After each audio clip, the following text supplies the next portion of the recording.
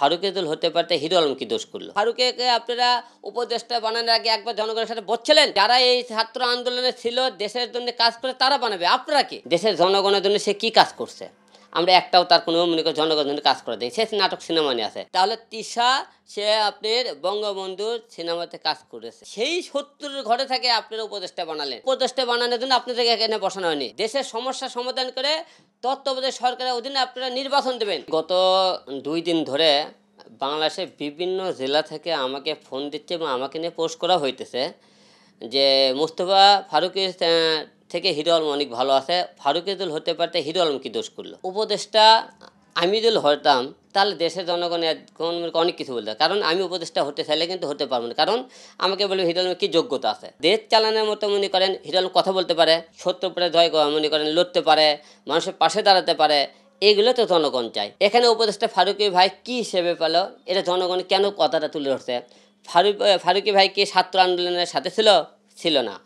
দেশের যে কোনো রাজনীতিবিদে আপনি অন্য জায়গায় দেখছি, আমরা দেখতে পারিনি। দেশের জনগণের জন্য সে কি কাজ করছে? আমরা একটাও তার কোনো মনে করি জনগণের জন্য কাজ করে দিই, সে নাটক সিনেমা নিয়ে আছে।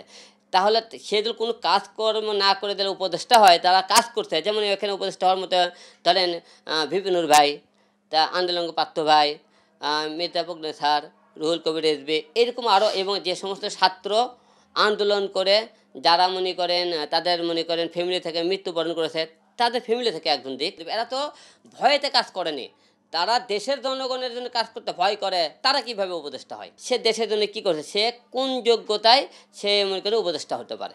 এটা সবার প্রশ্ন।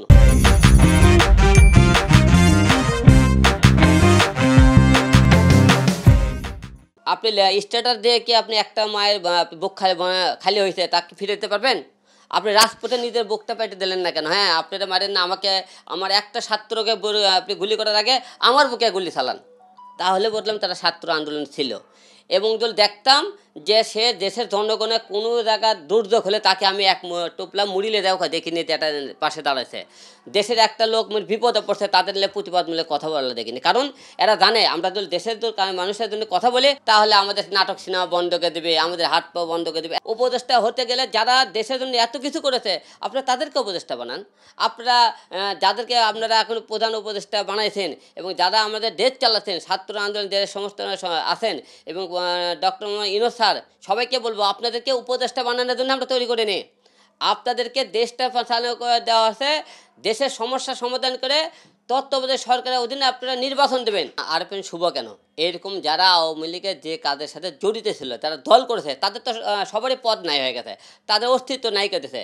তাহলে সেইটাই যদি হয়, তাহলে তিশা সে আপনার বঙ্গবন্ধুর সিনেমাতে কাজ করেছে, সে অভিনয় করেছে, তার দল মনে করেন তার এখন পর্যন্ত ক্ষতি না হয়ে, তাকে কোনো জনগণ কথা না বলে, বরঞ্চ সেই ৭০ ঘরে থেকে আপনারা উপদেষ্টা বানালেন। আপনাদেরকে ২ দিন পর পর কিন্তু আপনাদেরকে উপদেষ্টা বানানোর জন্য আপনাদেরকে এখানে বসানো হয়নি। ফারুককে আপনারা উপদেষ্টা বানানোর আগে একবার জনগণের সাথে বলছিলেন যে একটা সমালোচনা করছিলেন কাউকে যে আমরা ফারুককে আপনারা উপদেষ্টা বানাবো, এবং যারা এই ছাত্র আন্দোলনে ছিল দেশের জন্য কাজ করে তারা বানাবে, আপনারা কি? দেশের জনগণ বুঝতে পারতেছে এটা একতরফা চলতেছে, মানে করে তেল আলার মধ্যে তেল দিচ্ছে, যাদের একটু তেল কম ছিল তাদেরকে জেলখানায় ভরানো হইতেছে, তাদেরকে পেটানো হইতেছে, যাদের একটু মাথার তেল বেশি তাদেরকে মনে হইতে ধরা শোয়ার বাইরে রাখা হইতে।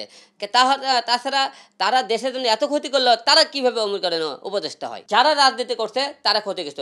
আজকে 5 বছরের জন্য আপনি আওয়ামী লীগ ক্ষমতা আছে, আওয়ামী লীগ চলে গেলে বিএমপি ওই 5 বছর পরে কে বিএমপি ক্ষমতা আছে, বিএমপি আওয়ামী লীগকে পিটাইতেছে, নাহলে জেলখানা দিতেছে। আবার আওয়ামী লীগ ক্ষমতাতে আসলে বিএমপি পিটাইতে জেলখানা দিতেছে। তাহলে এই রাজনীতি যারা করে তাদের ভবিষ্যৎ কি? তাদের ভবিষ্যৎ অন্ধকার। রাজনীতি, বাংলাদেশের রাজনীতি বর্তমানে নোংরা রাজনীতি হয়েছে। বাংলাদেশের রাজনীতি করে এই বাংলাদেশ আপনি কেউ উন্নতি করতে পারবে না। এক শ্রেণীর লোক আছে যে কারো উপর ওটা সিঁড়িটা দেখতে পারে না, জনগণের জন্য কাজ করে দেখতে পারে না, এবং সে নিজেও কিছু করবে না, কেউ কিছু করলে মনে করে তার জলে। এক ধরনের লোক আছে। আর হিরো আলম শুরু থেকে অনেক লোক দেখতে পারে না। হিরো আলম এত 10টি বছর ধরে আছে শুধু সংগ্রাম, নিজের সাহস, ইচ্ছে শক্তি নিয়ে। এই জায়গাতে আজকে কথা বলতেছে নিজের যোগ্যতা নিয়ে। কেউ আমাকে যদি সহযোগিতা করতো, যে কোনো কাজে আমার সাহস দিত, তাহলে বাংলাদেশের জন্য আমি আরও অনেক কিছু করতাম। আমরা যতটা আশা করছিলাম এই সরকার পাল্টানোর পরে হয়তো কিছুটা লোকজনের কর্ম সব কিছু ভালো থাকবে থেকে আমরা দিন দিন ভালোর থেকেও খারাপ বেশি দেখতেছি। ছাত্র আন্দোলনের মধ্যে নিজের জীবন উৎসবের পাশে ছিলাম এবং যেখানে অন্যায় অত্যাচার হচ্ছে আমি সেখানে আন্দোলন করছি। আওয়ামী লীগ সরকার রানিং অবস্থায় থাকা গেলে আমি মনে করি তাদেরকে প্রতিবাদ করছি। রুহুল কবিরের বিরুদ্ধে একটা আমি মামলা করেছিলাম, আমি সেই মামলার কথাও বলেছি। এখানে কিন্তু আমার ডিবি হারুন ট্যাপে ফেলে মামলাটাও করাইছিল, কিন্তু দেশের জন্য হলেও আমি একটু হলেও কিছু করছি। অলরেডি কল কেন কাল থেকে অহরহ কল আসতেছে, ভাই আমরা উপদেষ্টা বা আপনাকে দেখতে চাই, আপনি হলে ভালো হলো, আপনি একে দেখতে চাই, ফারুক ভাই কী করছে, এরকম কতই অফারে তো আসতে সামনে। তো অফার আসলে তো মনে করেন আপনি কী করতে পারবেন, কিন্তু অফার আসলে তো গ্রহণ করা সম্ভব না। উপদেষ্টা দিতে চাইলেও আমি নেব না, আর কারণ উপদেষ্টা দিতে চাইলেও জনগণ আমাকে মেনে নেবে না, কারণ কবে আর যোগ্যতা নেই। আমাকে এই যোগ্যতা নিয়ে কথাবার্তা বলে, তাই রাজনীতিতে যেহেতু হিরো আলমের কোনো যোগ্যতা নাই, তাই হিরো আলমের রাজনীতিতে কাম ব্যাক করার সুযোগ করে।